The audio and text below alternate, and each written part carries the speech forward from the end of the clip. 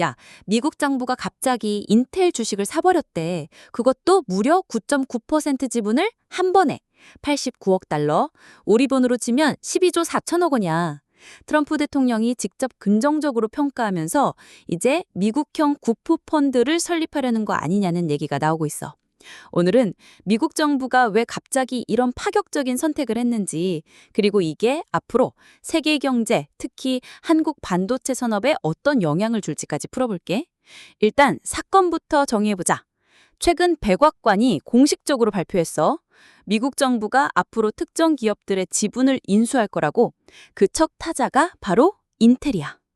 정부가 인텔 지분 9.9%를 매입했는데 금액이 89억 달러.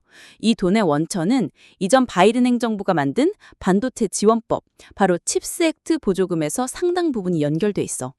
재밌는 건 정부가 지분을 샀다고 해서 경영권에는 관여하지 않겠다고 못 박았다는 거야. 그러니까 단순히 돈만 대주는 투자자 역할을 하겠다는 거지. 근데 여기서 끝이 아니야.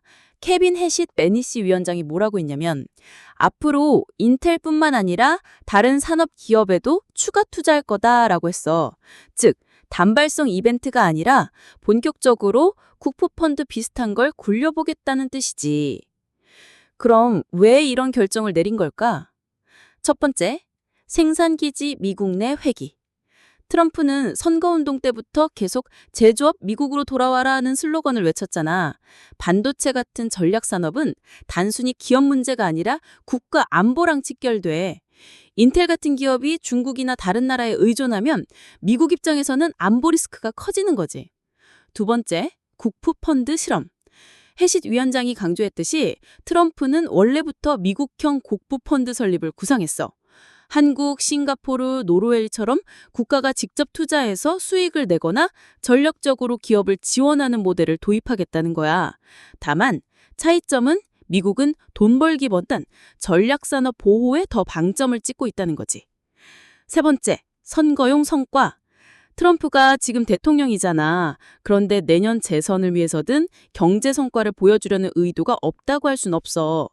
인텔 투자가 단순한 경제 뉴스가 아니라 트럼프가 미국 제조업을 살린다는 정치 메시지로 활용될 수 있는 거지. 사실 미국 정부가 기업 지분을 인수한 게 완전 처음은 아니야. 2008년 금융위기 기억하지? 그때 미국 정부가 페니메이, 프레디맥 같은 주택금융기관을 사실상 구제금융 형태로 떠안았어. 근데 이번 건은 좀 달라.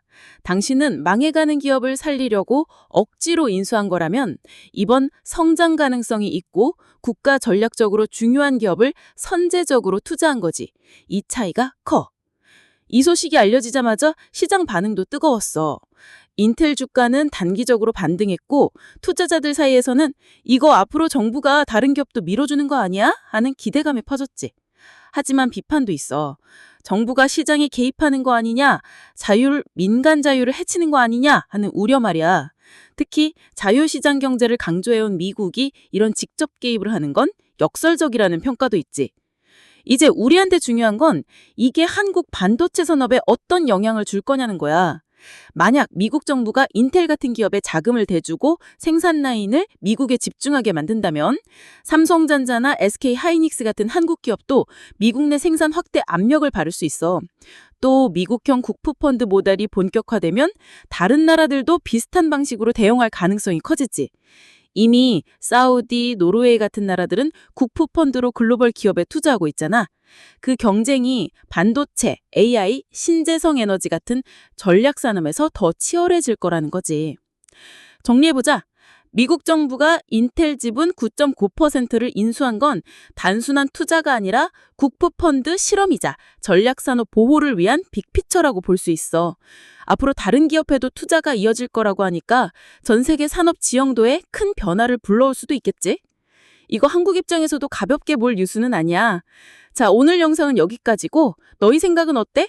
트럼프의 국부펀드 실험 성공할까? 아니면 시장만 더 꼬일까? 댓글로 의견 남겨줘.